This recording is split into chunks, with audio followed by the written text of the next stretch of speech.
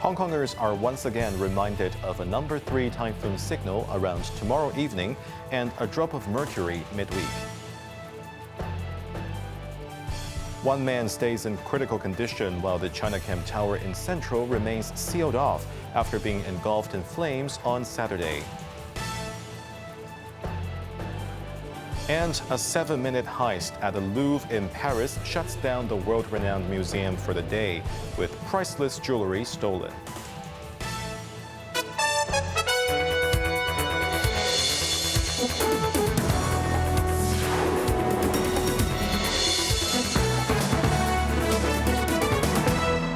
Good evening, you're watching Cable News. I'm Jeremy Zhu. Hongkongers are given a heads up for a number 3 typhoon signal directly around tomorrow evening, with the lower number 1 signal skipped. Apart from an umbrella, Hongkongers should also prepare for warmer clothing as the mercury will drop drastically around midweek. Tropical cyclone Fengshen, meaning the god of wind in Chinese, is expected to enter within 800 kilometers of the city tonight, gradually approaching the Guangdong coast tomorrow. Due to the combined effect of astronomical high tides, northeast monsoon winds, and Fengshen, the Victoria Harbor's water levels are forecast to rise to around 3 meters above the chart datum from Tuesday to Thursday evenings. Some low-lying coastal areas may experience flooding. Meanwhile, apart from bringing an umbrella when going out and to keep distance from the shore, residents may also want to prepare some warmer outfits as the temperatures are expected to fall to about 19 degrees Celsius on Tuesday to Thursday. The fire-ravaged Chinachem Tower in Central remains sealed off after a level 3 fire yesterday, with one of the 4 injured still in critical condition. The aftermath of the blaze is still clearly visible. A section of Pottinger Street next to the tower has remained closed, where workers were clearing charred debris and bamboo poles scattered across the ground. The building's exterior was heavily blackened, with many windows shattered. Unstable scaffolding that was not burned remains a concern, but work is underway to reinforce the structure. Authorities have not confirmed when the area might reopen. Meanwhile, the Chinachem Group has expressed sympathy for those affected, noting while a detailed investigation will take time, they have proactively contacted tenants to offer support. The city's first Chinese medicine hospital is unveiling more services, including special programs for infertility, chronic pain, skin diseases, and other conditions, as its opening date nears. Hospital officials hope these services will help develop treatment plans that deliver effective clinical outcomes for community and other institutions. Jamie Liu tells us more. In a radio interview, hospital officials explained the special disease programs to be offered when the Chengquan-O facility opens on December 11th. These programs will treat 23 selected conditions expected to have strong resident demand, proven treatment results, and expert support. In the first year of operation, the hospital will provide 12 of the specialized services, including long-standing pain, infertility, and chronic skin diseases. The hospital's chief executive Bian Zhaoxiang said they hope to achieve better clinical results, which will help develop treatment plans for use in communities or other hospitals.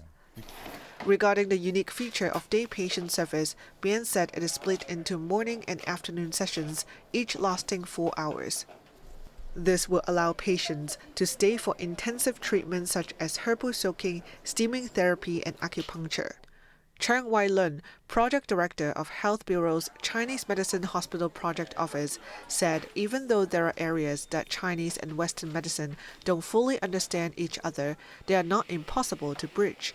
He believed for Hong Kong to lead globally in Chinese medicine, it should first establish a model for integrated Chinese-Western services that other countries can follow. Jamie Liu, Cable News. Police arrested a 16-year-old boy suspected of criminal damage after he blocked an MTR train door on the Island Line from closing on Saturday. Police received reports from MTR around 3 p.m. on Saturday that an individual blocked the door of a train heading towards Chai Wan at Wan Chai Station, deliberately preventing the door from closing. The door closure failure prompted all passengers on that train to get off in order to return the train to the depot for inspection. After reviewing surveillance footage, officers arrested the 16-year-old non-Chinese boy in Hong Kong on Saturday night on suspicion of criminal damage. According to the crimes ordinance, an individual who is convicted of criminal damage shall be liable to imprisonment for 10 years. Amid the hairy crab season, a specialist shop in Prince Edward selling this seasonal delicacy was burgled, with thieves making off with around $8,000 worth of goods, including around 40 crabs. Police were called to the scene at number 3 Yuchao Street after the owner reported the theft at around 12:30 p.m. A preliminary investigation revealed the loss of about $3,000 in cash and 40 hairy crabs valued at approximately $5,000. It is understood the shop's rear door was not locked. The case has been classified as a burglary. Concluding his 5-day visit to the United States, Financial Secretary Paul Chen said the global economic outlook is far from clear, but that opportunities persist as American business figures hope for stable Sino-U.S. relations and want to expand their footprints in mainland and Asian markets by using Hong Kong as a springboard. Evelyn Bai reports. Over the past week, the finance chief attended the International Monetary Fund and World Bank Group annual meetings in Washington, D.C., and engaged in face-to-face exchanges with leaders from the U.S. political, business, and academic communities in New York. Writing on his weekly blog, Chen noted the ongoing geopolitical risks and escalating tariff wars, stating that the global economic outlook remains highly uncertain, with the IMF's latest global economic growth forecast for the year, despite an upward revision to 3.2%, still lower than last year's 3.3%, and projecting further slowing to 3.1% in 2026. He said American business leaders expressed a hope for stable Sino-U.S. relations at the annual meetings, believing it to be beneficial not only for both countries but also crucial for the global economy. Despite major challenges, Chen said new opportunities are emerging as global supply and industrial chains are revamped. Asian countries are adjusting their economic structures, boosting domestic demand and strengthening regional trade. He expects Asia to remain the largest contributor to global growth over the next 2 years, accounting for approximately 60%. Looking ahead, Chen said the global economy will continue to advance through adversity, adding that U.S. firms are reassessing the mainland's strengths in innovation and technology, and that Hong Kong's familiar regulatory framework and market environment can serve as a springboard to the mainland and Asian markets.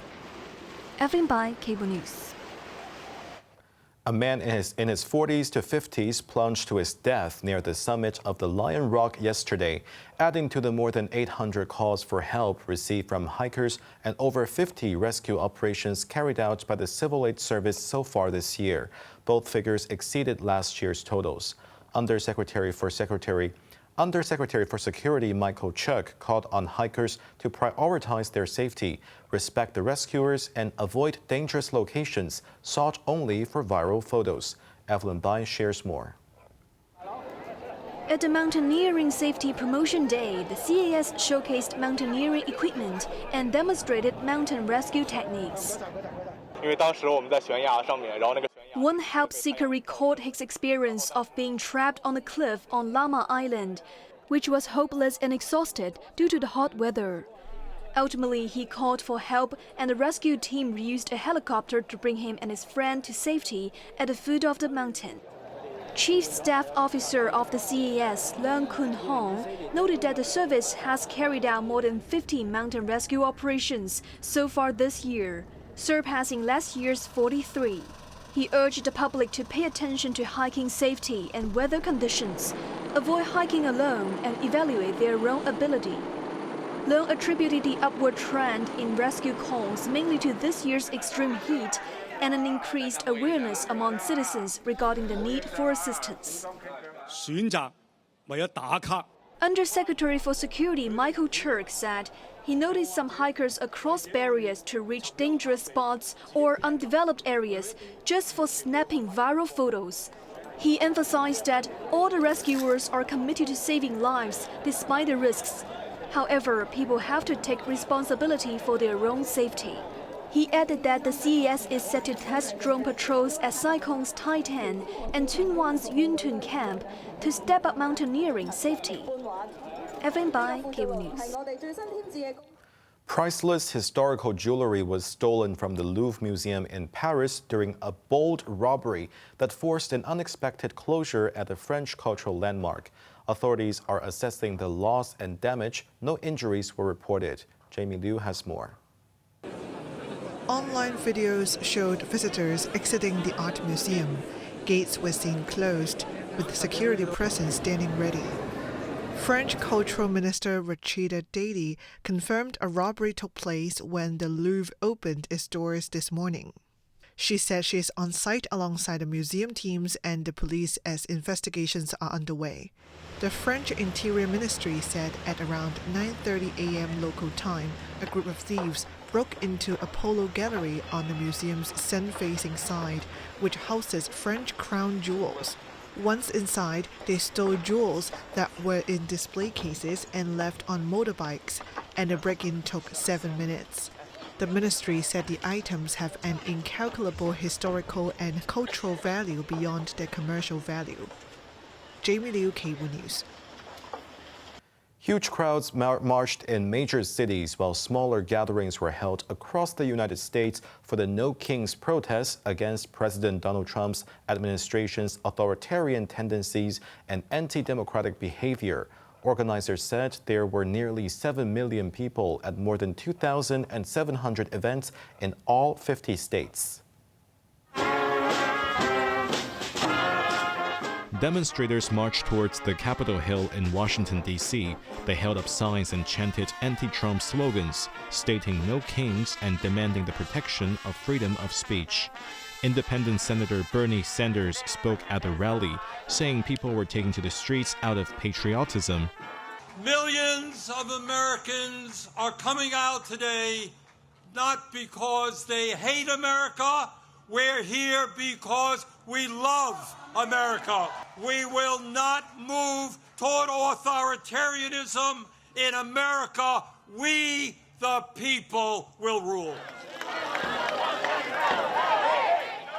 In Illinois' biggest city, Chicago, protesters marched past Trump Tower.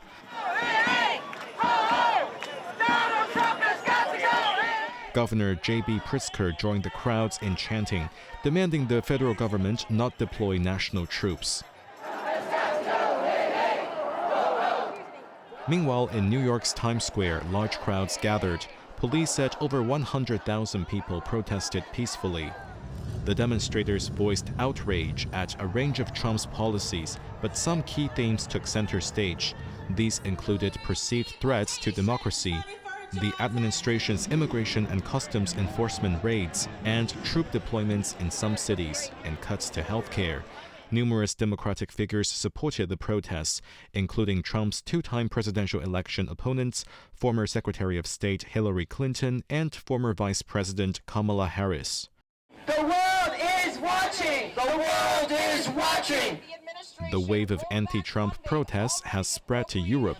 Demonstrations were seen in Paris, London, Berlin, and Madrid. On to the weather now. Mainly cloudy, a few rain patches overnight. Sunny intervals during the day with a maximum temperature of around 29 degrees.